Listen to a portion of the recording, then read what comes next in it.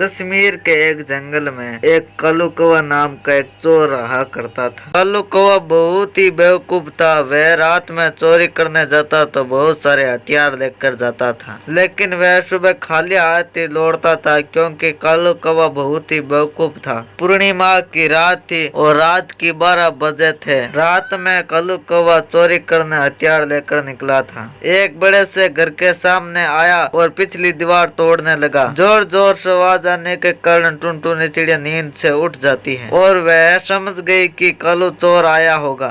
मुझे लगता है कालू बेवकूफ चोरी करने आया है। इससे पहले कि वो दीवार तोड़े मुझे उसको रोकना होगा। टुनटुनी चिड़िया घर के पीछे आई तो वह देखती है कि कालू कौवा दीवार तोड़ रहा। अरे कालू क्या कर रहा है रे? चोरी करनी है, दीवार तोड़कर घर के अंदर घुसना है।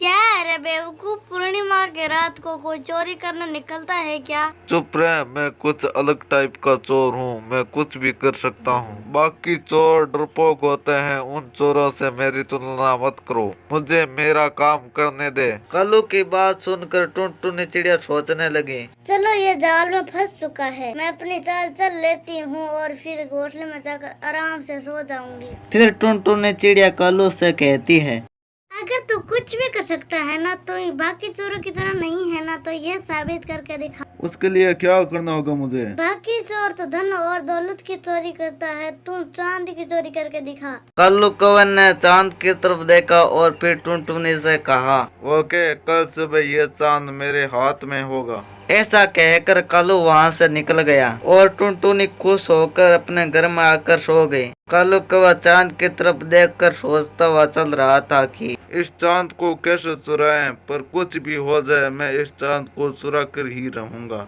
तभी कालू कौवा जंगल में आ जाता है और वहाँ पे एक ट्रक देखता तो वह उस ट्रक को चोरी कर लेता है और उस ट्रक को एक मैदान में लाकर खड़ा कर देता है। फिर एक चमगादड़ और एक रस्सी निकाली। रस्सी का एक सिरा चमगादड़ के नस में लगा दिया और एक सिरा ट्रक के पीछे लगा दिया और उसने चमगादड़ को आसमान की ओर फेंक दिया। देखते ही देखते चमगादड़ आसमान को चीरकर चांद के पास पहुंच गया और चांद के पास जाकर उल्ट।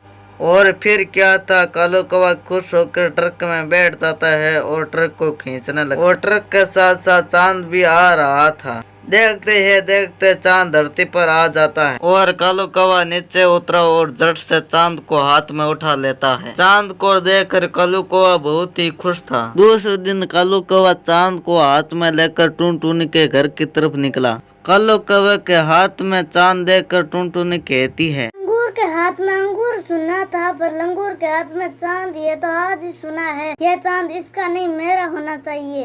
अरे वाह कालू, तेरी सूझबूझ की दाद देती हूँ। चोरी चकारी छोड़ो और बड़ा सा एक म्यूजियम खोल लो, ताकि तुम्हारे दूर दूर से पक्षी देखने आएंगे, तो तुम्हारी दुगनी कमाई होगी। और फिर क्या था, कालू कौवे ने एक म्यूजियम खोला और चांद की पेटी में चांद रख दिया। चांद को देखने के लिए दूर दूर से पक्षी आने लगे और कालू कौवे की बहुत ही अच्छी कमाई होने लग जाती है। इस तरह से पूर्णिमा की रात खत्म हो जाती है और अमावस्या की रात चालू हो जाती है और धीरे धीरे चांद गायब होने लगा। अरे बाप रे, मैंने कितनी मेहनत से चांद चुराया था और ये चांद तो गायब हो गया। कालू कौवा जोर जोर से रोने लगा और तभी टुनटुनी चिड़िया वहाँ पर आती है। बहुत बुरा हुआ कालू, बहुत बुरा हुआ। अब तुम बर्बाद हो गए। अब तुम क्या करोगे? तुम ही बोलो, मैं क्या करूं?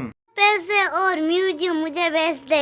हाँ, ये म्यूजियम तुम खरीद लो। अब मैं इस म्यूजियम का क्या करूँगा? चांद तो चला गया। हाँ, टुनटुनी चिड़िया पैसे देकर वह म्यूजियम खरीद लेती है और कालू कौवा वहाँ से चला गया। इस तरह से कुछ दिन बीत जाते हैं और अमावस्या का प्रभाव खत्म हो जाता है और धीरे धीरे पूर्णिमा आ जाती है और धीरे धीरे चांद फिर से आ जाता है।